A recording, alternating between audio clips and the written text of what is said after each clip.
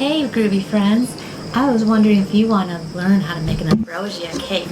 This is the cake that we've made in the 60s and it's absolutely delicious. To start the cake, you want to grease and flour two 8-inch cake pans. This is how I do mine. I use the spray first, just a normal non-stick cooking spray. And then I put parchment paper at the bottom. Then I take some cold butter and I just put that all around the pans and on the bottom. And then you just put a little bit of flour into the pan and tap all around the edge. Into the other pan, and then your pans are ready. Next, you want to take out a large mixing bowl. I'm going to use my pottery mixing bowl that I made myself because in the 60s, you know, pottery is all the rage.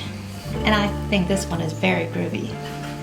So as you all know that have watched my channel lots, I do everything from scratch. However, since it's the 60s, we're all about convenience foods because we're all going back to work.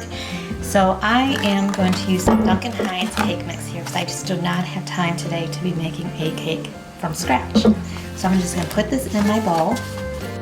And this is yellow, classic yellow Duncan Hines.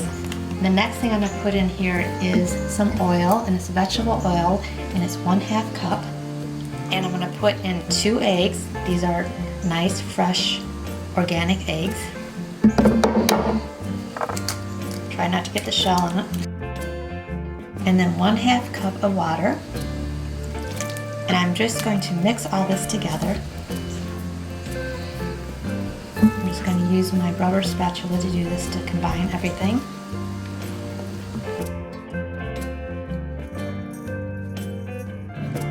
So with this whisk, I'm just going to stir the clumps so they're not clumping. And then I'm going to put in 8 ounces of Mandarin oranges that I drained from a can. And I'm just going to fold these into the batter.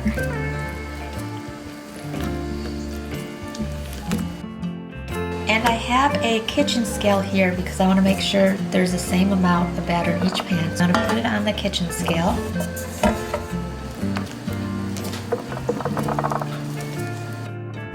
.434 was a measurement that was even for both. And I'm just going to take this offset spatula and just smooth it around so it's even on the top. And then I'm going to put in the oven at 350 degrees for 30 to 35 minutes. Next I'm going to make the filling and what is the frosting for the top of the cake. And well, basically it's the filling, but you put it on the top of the cake too. And I'm going to take some Jello, and it's just an instant vanilla Jello, and mix this up. So you just want to add 3 cups of cold milk and whisk it for a couple minutes. And now it's thicker, and I'm going to let it set for 5 minutes.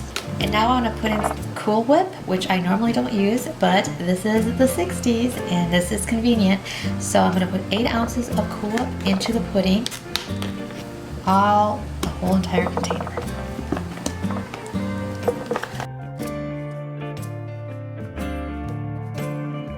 And then I'm going to put in the crushed pineapple from the can, but I had it drained, and I'm going to put 8 ounces in here.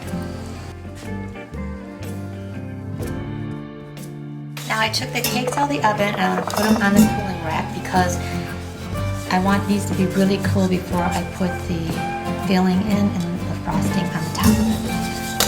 Flip them upside down. These cakes are a little different than I'm used to. They're a little more spongy, I guess. I'm used to making my own cakes, but I'm sure it will taste good. I'm going to put the cake on another pottery piece that I made on my hippie retreat that I was in this summer. So I put the filling in the first layer, and it's only going to have 1 layer. I wanted to put a lot of filling into this.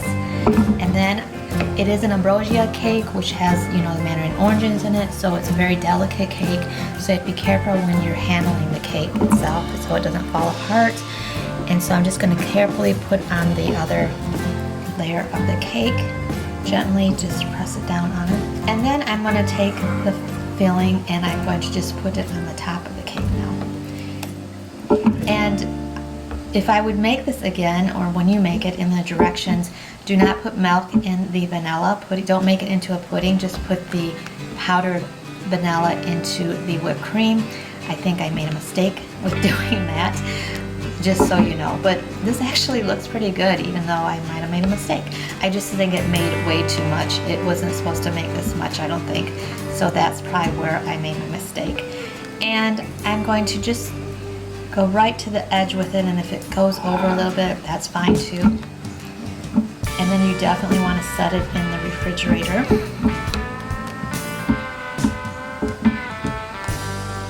When it's done. And then I'm going to try a piece of it and tell you what I think.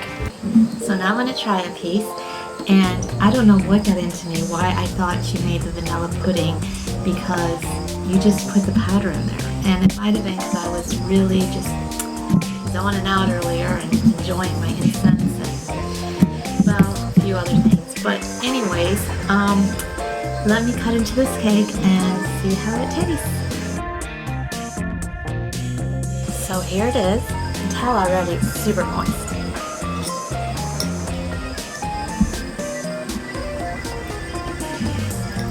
It's good. Actually, I remember eating something like this before back when I was a kid. And you can put coconut on it too if you want. I'd probably toast the coconut. Actually, it's really good. So thanks for watching, and make sure you check out my other friends that are doing this groovy collab with me that's totally far out.